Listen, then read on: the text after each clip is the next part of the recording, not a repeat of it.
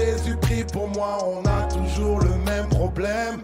Il raconte que t'es blanc, si ça se trouve t'as une peau d'ébène. Alors, est-ce vraiment incohérent de représenter Jésus blanc comme un linge ? Et que dire des petits Jésus blonds ou roux ? On nous aurait menti ? Prenez un tableau de Rembrandt ou de Léonard de Vinci. Jésus est loin de ressembler à un habitant du Proche-Orient. Pourtant, il est probable qu'il ait été légèrement bronzé en son temps, surtout après les 40 jours dans le désert. La phrase du rappeur Youssoupha nous permet en fait de revenir sur une affirmation théologique fondamentale. Pour les chrétiens, il est tout à fait possible et même censé de représenter Jésus sous les traits d'un jeune homme japonais ou éthiopien.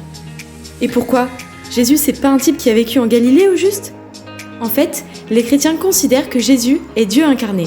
En cela, il est purement historique. Sa naissance et son incarnation sont situées dans l'espace, en Galilée, et dans le temps, il y a à peu près 2000 ans. Mais ce n'est pas tout. Pour les croyants, Jésus, Dieu fait homme, existe de toute éternité. Il est donc aussi transhistorique, il dépasse l'histoire. Finalement, Youssoupha n'a ni tort ni raison. Jésus, originaire de Nazareth, avait sûrement la peau foncée. Cependant, que chaque culture touchée par l'évangile fasse de Jésus un portrait physique à son image n'est pas une erreur théologique. Le Christ, universel, condense en lui-même toutes les cultures. Aucune description physique ne saurait réduire ce qu'il est. Noir, blanc, jaune, rouge ou vert, Jésus est tout ça à la fois.